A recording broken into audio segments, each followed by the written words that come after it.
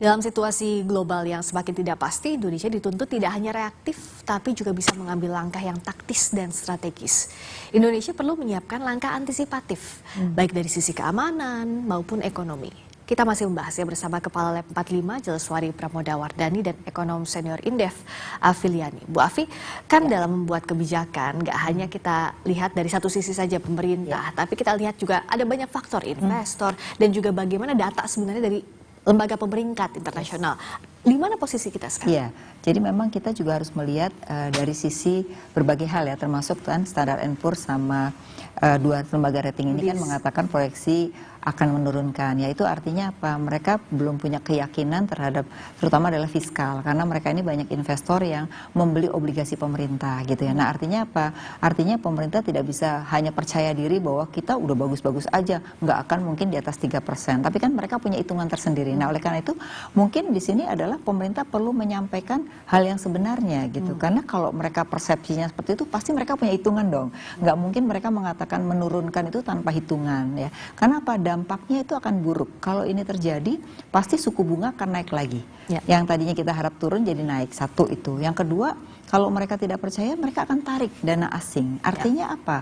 Rupiah kita bisa melemah. Dan tugas BI-nya juga berat karena BI harus membeli obligasi pemerintah terus-menerus dan tidak hanya membantu pemerintah, itu akan menyulitkan dari sisi kalau nilai tukar kita lemah, otomatis dong kita kan 70% masih tergantung impor dong, otomatis harga jadi naik. Kalau harga-harga naik ya masyarakat terkena dampaknya juga gitu. Nah jadi kita lihat dong Malaysia tuh sekarang coba nilai tukarnya sangat kuat dibandingin kita gitu. Nah oleh karena itu kita harus mengevaluasi apa yang memang dilakukan oleh lembaga rating itu harusnya kita dekati apa yang menyebabkan mereka membuat itu ya, dan kita harus membuat policy-policy yang memang kita harus jujur apa yang diharapkan oleh mereka dan yang mereka lihat dari kita gitu loh, sehingga kalau ini terjadi mungkin bisa memperbaiki juga karena tadi kan udah dari BBM kemudian dari harga-harga tambah lagi nilai tukar gitu. Nah ini yang menurut saya harus diwaspadai oleh pemerintah juga supaya paling tidak ke depan itu kita sudah membereskan dari kebijakan fiskal dan moneter karena ini yang kena dua dampak ini, fiskal dan moneter gitu ya. Dan itu harus jalan barengan. Betul, fiskal dan moneter. Tambah lagi satu sektorial. Jadi tiga policy ini itu harus berdampingan menjadi suatu ekosistem yang membuat fondasi domestik kita bagus gitu. Jadi kalaupun ada perang, apa yang bisa kita lakukan di dalam itu menurut saya yang harus kita utamakan gitu loh. Jadi jangan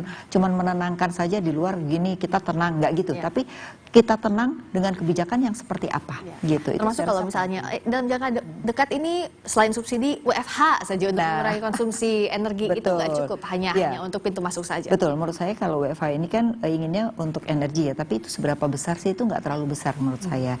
Jadi juga sistemnya harus diberesin. Kalau enggak, di satu sisi seolah-olah hemat, tapi pelayanan publiknya turun. Nah kalau pelayanan publik rendah, itu juga mempengaruhi ekonomi kan. Nah mempengaruhi ekonomi juga mempengaruhi dari sisi pendanaan gitu. Nah ini menurut saya, apakah sudah siap dengan WFH? Jangan-jangan WFH itu tambah hari libur gitu ya. Padahal kan maksudnya pelayanan publik harus tetap ya, seperti seolah-olah masuk gitu. Jadi saya belum melihat kesiapan pemerintah gitu. Kalau swasta sih saya rasa mereka ambil keputusan belum tentu WFH, karena mereka masih melihat butuh orang untuk berdampingan. Cuman memang dari sisi transportasi umum yang menurut saya mungkin perlu diperbanyak ya, supaya masyarakat itu bisa paling tidak transportasi yang biayanya paling tinggi sebenarnya gitu.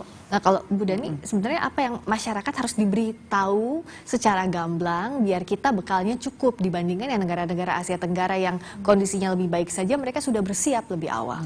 Ya saya rasa pemerintah mungkin perlu jujur untuk menyampaikan situasi kini yang harus dihadapi bangsa ini. Ini bukan bicara soal informasi yang harus diterima masyarakat, tapi ini bicara soal kepercayaan.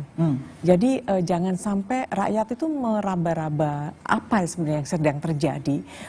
Tiba-tiba untuk seminggu kemudian BBM naik, itu saya rasa itu bukan hanya mengejutkan, tetapi buat masyarakat yang tidak memiliki kalkulasi sedetail itu dan merasa bahwa jaring pengaman itu ada karena pemerintah menjamin itu, karena berkali-kali selalu dikatakan tidak naik, bahkan Pak Purbaya mengatakan bahwa kita hebat, Indonesia masih ini. Itu kan kata-kata yang sebetulnya menenangkan, tetapi di dalamnya tuh ada bara yang siap membakar kalau kita tidak hati-hati gitu. Nah, itu yang di dalam negeri. Jadi domestik itu menjadi penting sekali karena konsekuensi dari krisis energi global ini akan datang ke Indonesia. Kapannya itu tergantung bagaimana pemerintah mengorkestrasi kebijakan untuk rakyat itu seperti apa. Dan kemudian kita juga penting untuk membereskan hal-hal yang tadi itu yang membuat posisi Indonesia itu belum jelas. Daya tawarnya. Yang daya tawarnya itu belum jelas. Indonesia itu punya modal yang luar biasa, punya kapital yang luar biasa.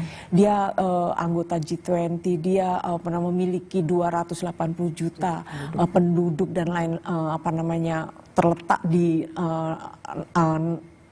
urat nadi perdagangan internasional dan lain-lain. Tetapi kita ini bukan kekurangan kapasitas, kita bukan kekurangan modal, tetapi kita belum memiliki kemampuan bagaimana kapasitas itu dioptimalkan. Ya. Nah, kalau Bu Afi yang lebih sederhana lagi, dari rumah ke rumah, dari satu kepala keluarga ke kepala keluarga lainnya, apa yang harus disiapkan, bekal apa sih yang harus ada di kantong dalam kondisi seperti ini? Ya, pertama adalah mungkin kita juga mesti melihat kembali kantong kita ya. Jadi artinya bahwa kita harus mulai bisa memanage keuangan kita ya. Kemudian yang kedua juga paling tidak sekarang ini kalau satu keluarga ya mungkin yang bekerja mungkin sekarang harus satu keluarga gitu ya. Jadi mulai memikirkan bagaimana skenario yang paling buruk kita tetap bisa survive gitu ya. Walaupun kita tidak perlu ketakutan tapi harus siap-siap lah gitu. Jadi saving harus ada ya. Kemudian ya BPJS kan semuanya sudah yang nggak mampu ada, tapi yang memang kelas menengah ini mungkin pemerintah perlu pikirkan mungkin dalam berapa bulan kalau ada masalah itu juga harus ada pembayaran kepada mereka misalnya untuk BPJS supaya kalau mereka sakit juga bisa ya.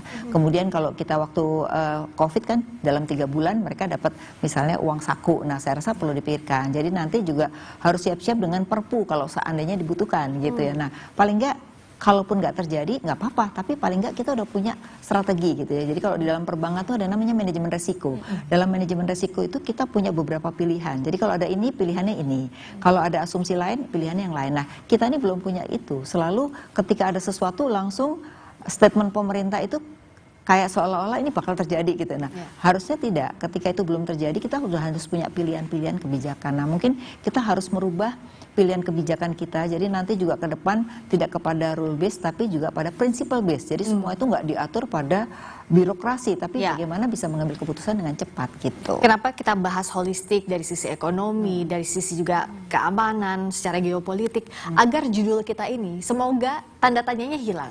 Babak baru Amerika Serikat Israel versus Iran, Indonesia aman. Itu yang kita harapkan bersama, kesiapan dari semua Dan pihak. ini masyarakat tuh butuh kepastian. Yes. Kepastian. Jadi apa rencana pemerintah, apa kebijakan yang dilakukan, dan terutama komunikasi itu dilakukan secara bukan malah menciptakan persoalan baru lagi.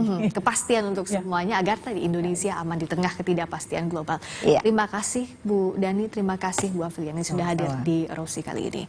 Terima kasih saudara Anda telah menyaksikan Rosi. Kita jumpa lagi Kamis depan. Tetap di Kompas TV, independen terpercaya. Saya Friska Clarissa.